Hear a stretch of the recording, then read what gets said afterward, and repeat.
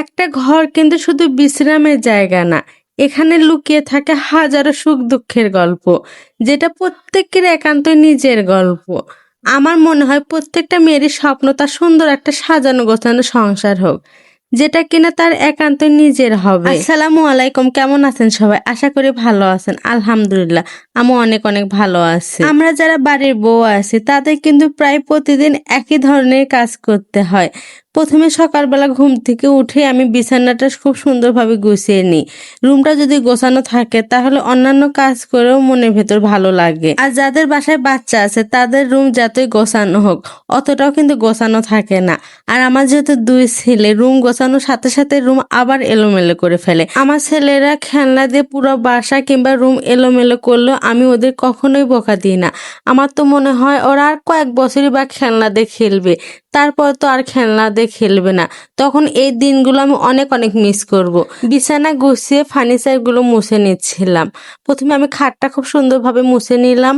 আর এই কাঠের ফার্নিচারগুলোতে কিন্তু অনেক ধুলো ময়লা জমে, আর ছোট ছোট ফুল থাকলে তো আরো বেশি ধুলো ময়লা জমে। আর রাস্তার পাশে বাসা হলে তো আরো কোনো কথাই নেই। আমি একদিনে পুরো বাসার ফার্নিচার পরিষ্কার করি না।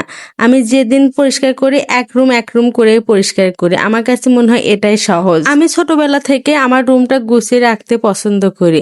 শুধু আমি না, আমার তো মনে হয় সব মেয়েরা তাদের নিজের রুমটা গুছিয়ে রাখতে খুব বেশি পছন্দ করে।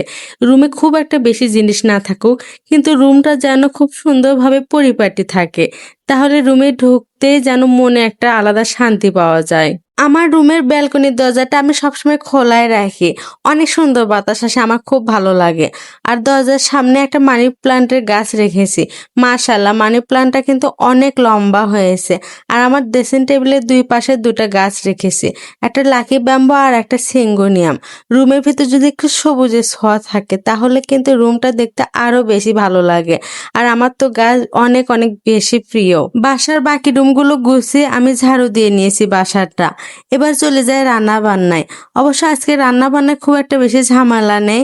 ডিপ ফ্রিজে গরু মাংস রান্না করা ছিল, সেটা নামিয়ে নিয়েছি। তো ওই মাংসটা আগে যে আমি বের করে রাখবো একদমই মনে ছিল না।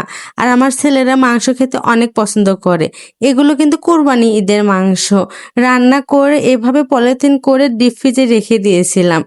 বক্সে করে রাখলে অনেক জায়গা লাগে, তাই নতুন পলিথিনে এভাবে রেখে দিয়েছিলাম। জানি পলিথিনে খাবার রাখা ঠিক না, তবে কি করার, বাধ্য হয়ে মাঝে মাঝে রাখতেই হয়। এরকম বরফ তরকারিটা আমি আস্তে জালে রেখে দিয়েছিলাম। আস্তে আস্তে জালে মাংসটা খুলে এসেছে। এখন মাংসগুলো আমি গরম করে নিচ্ছিলাম। আর রান্না করব হাতে মাখিয়ে চচ্চড়ি। বড় মাছে আজকে হাতে মাখিয়ে চচ্চড়ি রান্না করব। খুবই তাড়াহুড়ো করে আমি আলুগুলো কেটেছি। আলুগুলো কাটা একটু বড় বড় হয়েছে। সাথে পেঁয়াজ কেটে নিয়েছি। গুঁড়ো মরিচ দিয়ে রান্না করব, যেহেতু আই খঞ্জন রান্না করব। আর আই খঞ্জন সাজিনা এ জাতীয় সবজি আমি সবসময় গুঁড়ো মরিচ দিয়ে রান্না করি।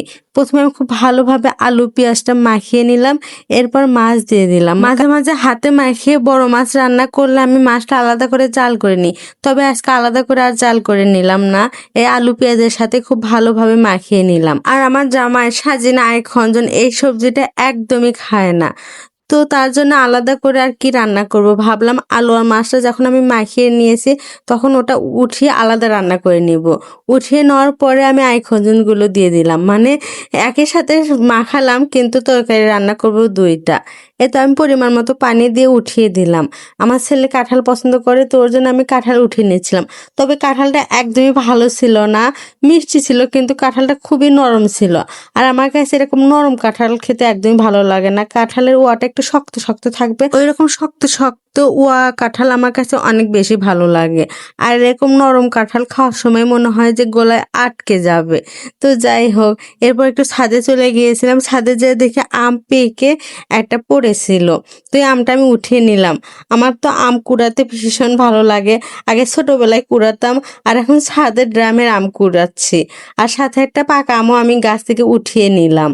তো আজকে ভিডিওটা এখানে শেষ করছি। আল্লাহ হাফেজ।